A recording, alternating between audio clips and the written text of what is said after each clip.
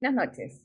Respecto al caso 1 de la T1, el manual universitario, tenemos las preguntas. ¿El manual del profesor está protegido por el derecho de autor aun cuando no haya sido publicado formalmente? Bueno, en nuestro caso, el grupo ha determinado que sí, puesto que el manual es un derecho protegido de autor desde el mismo momento de su creación, ¿no? Así tal como también lo corrobora el decreto legislativo 822, también en la ley sobre el derecho de autor en el Perú. Y bueno, en relación está el artículo 3, donde indica pues que la protección inicia a partir de la manera inherente que en toda obra original desde el momento de su creación, no siendo obligatorio el registro formal para gozar de su protección. Por lo tanto, el manual es una obra literaria y científica protegida por el derecho de autor, independiente a que haya sido difundido únicamente entre sus estudiantes.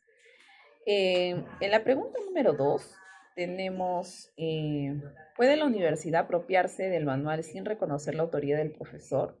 ¿Qué derechos estaría vulnerando? En realidad, no. La universidad no puede apropiarse de la obra, puesto que el manual es sin reconocer al profesor como autor, ¿no? O sea, tiene que en realidad nombrarlo. No tal como le indica el artículo 12 de la referida ley, así también como lo menciona el artículo 44, donde dice que es permitido realizar, ¿no? Sin autorización del autor ni pago de remuneración las citas de obra lícitamente divulgadas con la obligación de indicar el nombre del autor, como ya lo hemos dicho, y la fuente, ¿no? En el presente caso se vulneran pues los derechos morales del autor, ¿no? El derecho de reconocimiento de la autoría, por ejemplo, el derecho de la integridad de la obra y los derechos patrimoniales del autor, que son exclusivos, ¿no? Del derecho de la reproducción y de la distribución. Siendo el derecho de la reproducción, la universidad realizó reproducciones del manual sin autorización del autor, y el derecho a la distribución, que la universidad difundió el manual realizando algunas modificaciones. Bien. En el caso 3 del software del practicante, tenemos las preguntas. ¿Quién es el titular de los derechos del autor sobre el software? ¿El practicante o la empresa? En principio, el autor es la persona natural que crea la obra, en este caso el practicante. Así lo establece el decreto legislativo 822, ¿no? La ley del derecho de autor en el Perú. Y la regla general, salvo el pacto en contrario, ¿no? Son los derechos morales de paternidad e integridad que siempre pertenecen al autor.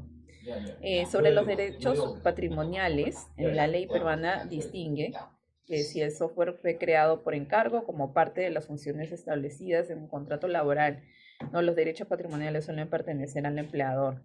Pero aquí el software fue iniciativa propia del practicante, desarrollada en tiempo libre y no estaba en las funciones ni en el cargo específico en la empresa, y ni tampoco estaba estipulado en su contrato, y así lo manifiesta la cesión o licencia, ¿no? Como pregunta número 2 tenemos, ¿qué criterios debe tomarse en cuenta la autoridad, o debe tomar en cuenta la autoridad para resolver el conflicto sobre las obras creadas en el marco de una relación laboral o formativa? La autoridad, en este caso Indecopi, ¿no? Debe evaluar la naturaleza de la relación jurídica, que si existe un contrato laboral de prácticas o servicios y que estipule respecto a la propiedad intelectual, y en caso que si fuera practicante preprofesional no hay vínculo laboral pleno sino formativo, ¿no?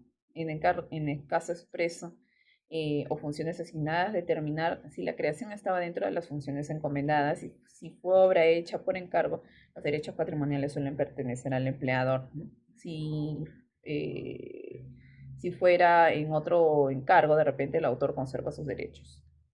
Los medios y recursos utilizados también es otro punto de los cuales se tiene que tener en cuenta.